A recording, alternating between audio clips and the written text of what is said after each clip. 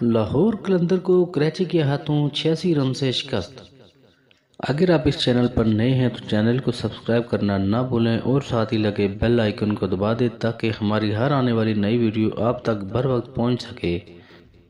Pakistan super league کے 30ویں match میں Karachi king نے لاہور قلندر کو 86 رن سے بآسانی شکست دے دی ہے۔ لاہور کے قذافی اسٹیڈیم میں کھیلے گئے میچ میں کراچی کنگ نے ٹاس جیت کر پہلی بیٹنگ کا فیصلہ کیا۔ کراچی کنگ کی جانب سے محمد اخلاق، عماد وسیم اور طیب طاہر نے ذمہ دارانہ کھیل پیش کیا اور کراچی کی ٹیم نے مقررہ 20 اوورز میں 7 وکٹوں کے نقصان پر 196 رنز بنائے۔ کراچی کنگ کے محمد اخلاق نے پی ایس ایل 8 میں اپنے ڈیبیو میچ میں 51 رنز کی شاندار اننگ کھیلی، جبکہ کپتان عماد وسیم 45 اور طیب طاہر 40 رنز بنا کر نمایاں رہے، جبکہ بین کیٹنگ نے 33 اور جیمز فیلر نے 10 رنز کی اننگ کھیلی۔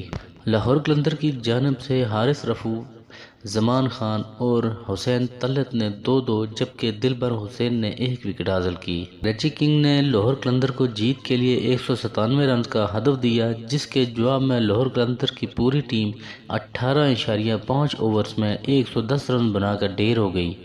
لاہور قلندر کی جانب سے بیٹنگ کرتے ہوئے حسین طلعت نے 25، حارث رؤف نے 18 جبکہ فخر زمان نے 13 رنز بنائے۔ کراچی کنگ کے عماد وسیم، عاقب جاوید، محمد عمر اور عمران طاہر نے 2-2 وکٹیں حاصل کی، جبکہ جیمز فیلر کے حصے میں 1 وکٹ آئی۔ یاد رہے کہ لاہور قلندر کی ٹیم پی ایس ایل کے پلے آف مرحلے کے لیے کوالیفائی کر چکی ہے، جبکہ کراچی کنگ ٹورنامنٹ سے باہر ہو چکی ہے۔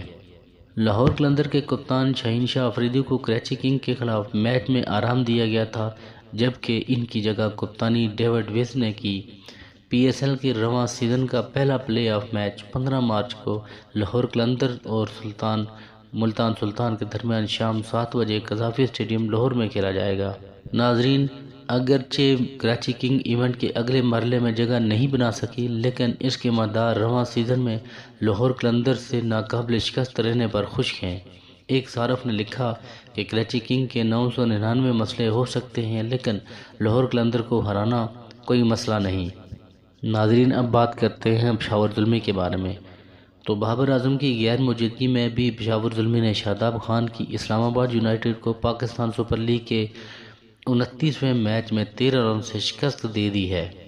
اب پہلے ایلیمنٹ میچ میں اگلے ہفتے پھر یہ دونوں ٹیمیں آمنے سامنے ہوں گی۔ اگر اسلام آباد آج یہ میچ جیت جاتا ہے تو اس کے پوائنٹ ٹیبل پر پوزیشن تیسرے نمبر سے بہتر ہو کر دوسرے نمبر پر آ جاتی ہے، لیکن ایسا نہیں ہوا اور پھر وہ لاہور کے ساتھ کوالیفائی میچ کھیلتا، لیکن اب لاہور قلندر اور ملتان سلطان بدھ کو کوالیفائی میچ کھیلیں گی۔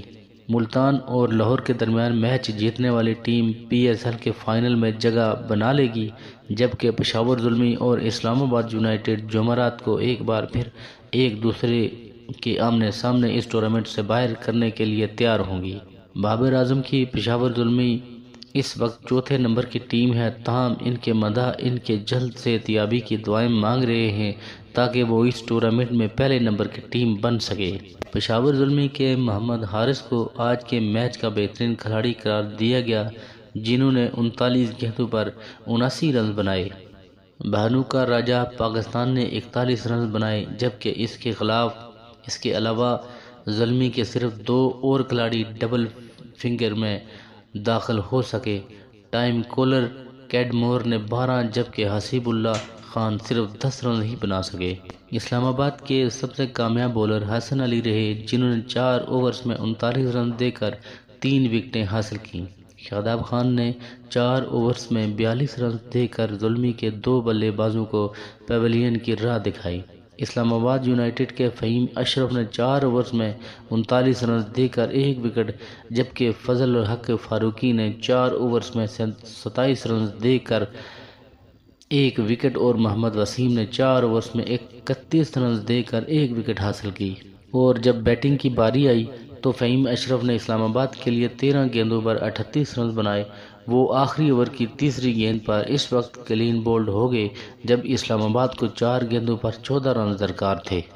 اس سے قبل فہیم اشرف اپنی ٹیم کو اس مشکل سے نکالتے آئے ہیں وہ آج بھی میچ کو جیت کے قریب لے کر آئے، مگر پھر بقول شاداب کے میچ جیتنا جا سکتا تھا، مگر آج ان کی ٹیم نے سمارٹ کرکٹ نہیں کھیلی۔ اسلام آباد یونائیٹڈ ثاقب محمود اور کولن منرو 15 رنز بنا سکے۔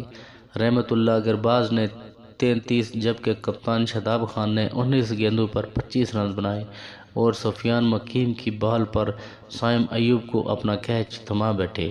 ناظرین، اب دیکھنا یہ ہے کہ 15 تاریخ کو جو میچ ہونے جا رہا ہے اس میں کون سی ٹیم فائنل کے لیے کوالیفائی کرتی ہے، تو جڑے رہیے ہمارے ساتھ۔ اپنا بہت سارا خیال رکھیے گا۔ اللہ نگہبان۔